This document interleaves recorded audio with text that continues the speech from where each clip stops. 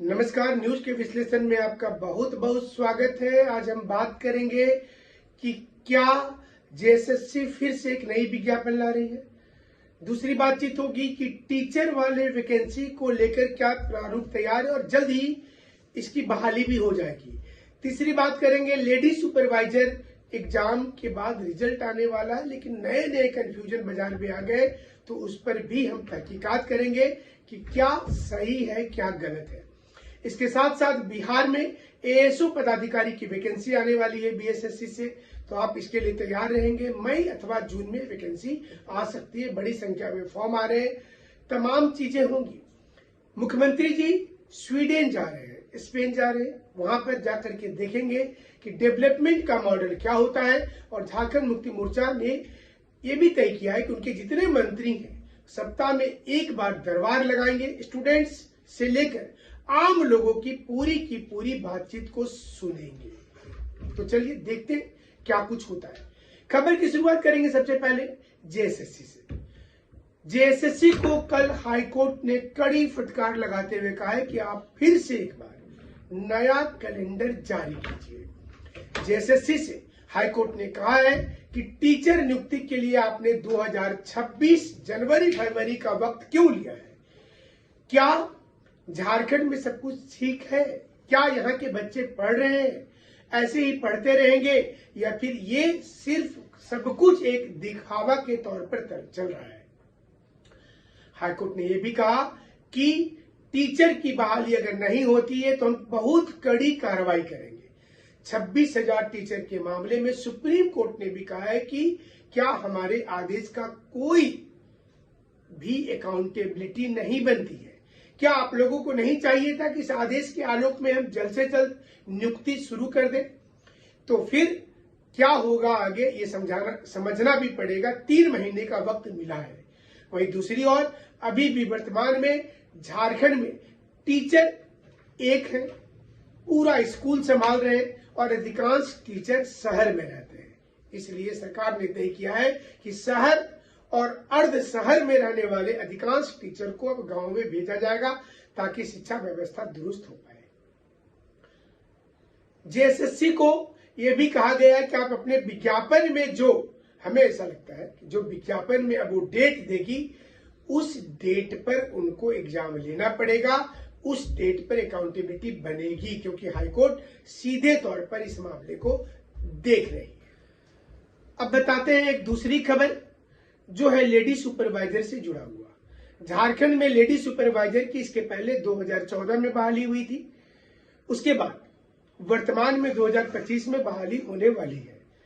मई महीने में रिजल्ट आने वाला है। रिजल्ट आने के पहले ही बहुत सारी चीजें सोशल मीडिया में ट्रेंडिंग में आ गया। मसलन जो लोग सोशियोलॉजी और साइकोलॉजी में, क्या सब्सिडरी पेपर था, क्या उनको रिजल्ट में मौका मिलेगा? सवाल यह भी है कि क्या सिर्फ ऑनर्स वाले को मिलेगा? सवाल यह भी है कि किसी को नहीं मिलेगा। देखिए 3 चीजें हैं कि क्या सोशियोलॉजी और साइकोलॉजी सहित जो दूसरे विषय की जानकारी जो फॉर्म में विज्ञापन में दिया गया था, क्या उसे जेएसएससी ने बदल दिया है। ये इसलिए कह रहे हैं कि बहुत सारे सोशल मीडिया प्लेटफॉर्म पर ये चीजें आ गई, और आने के बाद बच्चे परेशान हो गए। हमने पूरे मामले की जड़ से तहकीकात किया। विज्ञापन में, शुरुआत विज्ञापन से ही कर लेते हैं। विज्ञापन पर सीधे तौर पर सिर्फ स्नातक लिखा हुआ है, कहीं भी प्रतिष्ठा शब्द का प्रयोग नहीं किया गया है। इसलिए विज्ञापन के आधार पर यह साफ पता चलता है कि किसी को सब्सिडरी पेपर है, सोशियोलॉजी, साइकोलॉजी और दूसरा अन्य जो दिया हुआ है शर्त, वो भी इसके लिए एलिजिबल होंगे। ये पहला है। दूसरा, अगर विज्ञापन से अलग हटकर जेएसएससी ये काम कर देती है तो मैच खेलते हुए नियम नहीं बदला जा सकता। यह हाईकोर्ट का ही दिया गया फैसला है, और इस फैसले के कारण फिर से सब्सिडरी वाले को मौका मिल ही जाएगा। अगर ये दोनों चीज को हटा दिया जाए, 2014 में जो बहाली हुई थी उस पर अड़कर जानकारी जो हमने हासिल किया, उस वक्त में, चूंकि हमारी संस्था वर्ष 2000 से चल रही है, उस समय भी बहुत सारे बच्चे जो तैयारी कर रहे थे, लेडी सुपरवाइजर का नहीं, जो हमारे पास में उस वक्त में बीपीएससी, जेपीएससी और यूपीएससी की तैयारी कर रहे थे, उसमें से बहुत सी लड़कियां लेडी सुपरवाइजर में ज्वाइन कर ली। हमने उनसे बातचीत किया तो उन्होंने कहा कि सब्सिडरी पेपर के आधार पर ही उनकी ज्वाइनिंग हुई है। अगर जरूरत पड़ेगी तो उनकी भी इंटरव्यू हम आपको दिखाएंगे। तीसरी चीज, ये कंफ्यूजन आखिर क्यों हुआ? ये कंफ्यूजन का कारण है कि यूट्यूब चलाने के लिए, फेसबुक और व्हाट्सएप चलाने के लिए कोई मापदंड नहीं है। जैसे आप मीडिया का जब लाइसेंस हासिल करते हैं तो आपके पास बहुत से नियम कानून है। आप कोई चैनल चलाते हैं तो नियम कानून है, उसके दायरे में रहकर ही आपको बताना है सब कुछ। लेकिन 19 जो अनुच्छेद है वो आपको अधिकार देता है फ्रीडम ऑफ स्पीच और एक्सप्रेशन का। इसके तहत सोशल मीडिया में न्यूज चैनल, न्यूज पोर्टल की भरमार है और वो कुछ भी चीज दिखाते हैं, चूंकि उसके ऊपर कोई बहुत से गाइडलाइन लागू नहीं होते हैं। लेकिन इसकी तथ्य के लिए कोई तर्क नहीं होता। मतलब कोई बोल दिया, फिर वीडियो वायरल हुआ, फिर कहीं पर भेज दिया, आप लोग परेशान हुए, तो आपको करना क्या है, उसकी तथ्य की जानकारी लेने हैं। बोलने वाला कौन है, क्या आधार है और अभी तक उसकी विश्वसनीयता कितनी रही है, इन तमाम चीजों को जब आप देखेंगे। और एक दो निगेटिव तो सारे लोगों के साथ होते हैं, बट अधिकांश लोग जब निगेटिव किसी के बारे में बोलते हैं, मतलब वो वाला निगेटिव नहीं, परीक्षा होना चाहिए कि कैंसिल होना चाहिए, वो तो चलिए एक तर्क है।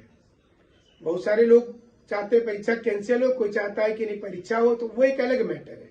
बट जब तथ्यों की बात होती है, पॉजिटिविटी की बात होती है, तो वहां पर आपको सोचना है और उसके बाद ही निर्णय लेना। तो लेडी सुपरवाइजर में जो लोग फॉर्म भरे हैं उनको निश्चित रहना है कि ऐसा कुछ भी होने नहीं जा रहा है कि सब्सिडरी वाले को हटाया जा रहा है। हमें ये जानकारी है कि नहीं हटाया